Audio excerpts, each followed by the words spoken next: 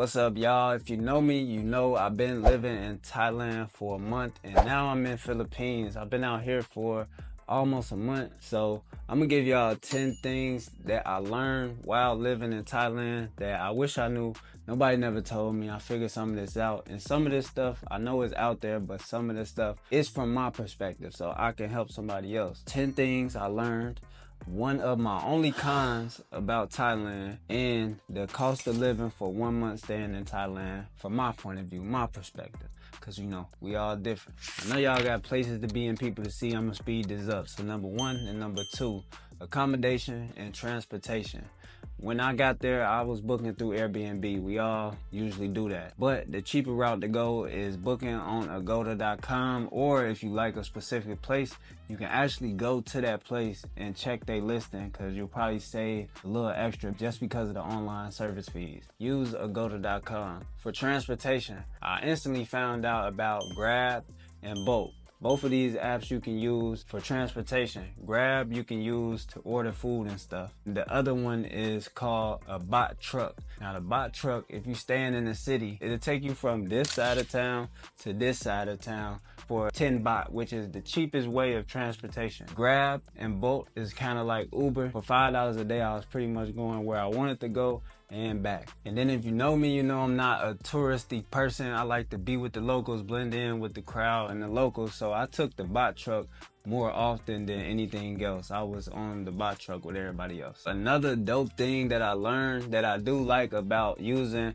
the Grab app, kind of like Uber Eats, you order your food on there and you can choose to pay online or you can pay when they get there.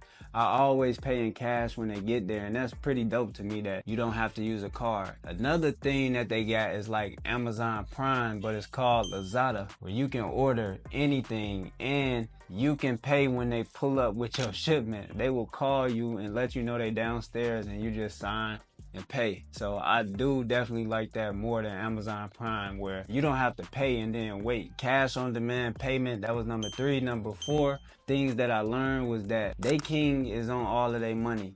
And you can't just throw the money like how we do at the strip club. You cannot throw their money because they king is on it and is labeled as disrespectful. So you'll probably end up in jail or you'll get fined for doing stuff like that. I know it'll be helpful because a lot of guys, y'all gonna go out there and y'all gonna go into the go-go bars or whatever, and them girls, they in there, you know, and you gonna wanna, if you get too lit, but you cannot do that. Do not do that. You're gonna have to put it on them like they do in the movies. One of them. All right, I'm done keeping count, so we just gonna bypass that. The next thing is massages.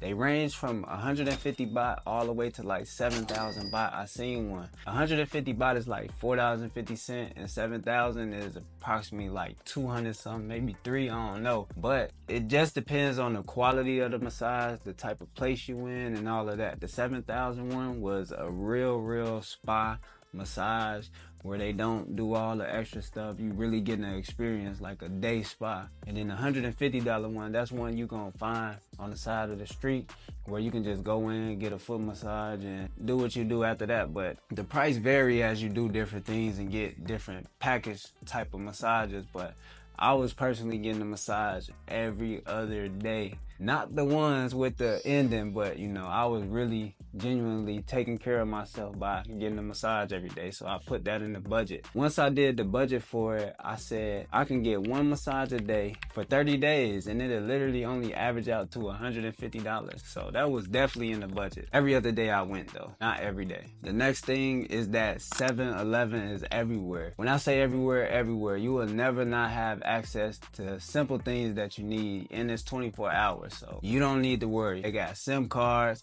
shirts, they got tissue, they got food, they got anything you need. You don't gotta worry. But if you do go to 7-Eleven, I'm gonna advise you to get this thing. I forgot the name of it, but it's a herbal little thing, and you, dang, that look like I was but no, it's an herbal thing. It's basically to clean your sinuses out. So you close one nostril and then you inhale the herbal thing. But a lot of people is hip to it out there and they use it. I was using it every day. it clean you out so good that you feel like you can just run and do stuff you wouldn't normally do. So definitely check that out. Next thing is the night markets. They got night markets every 5 to 10 minutes away from each other in the city. It seemed like the night market is everywhere. It's abundant with food, fresh fruit, food that they will make in front of you. The only downfall is you probably not gonna get no vegan food at the night market, but I did find some dope vegan places out there. In Pattaya, the best one is Yes Vegan Pattaya.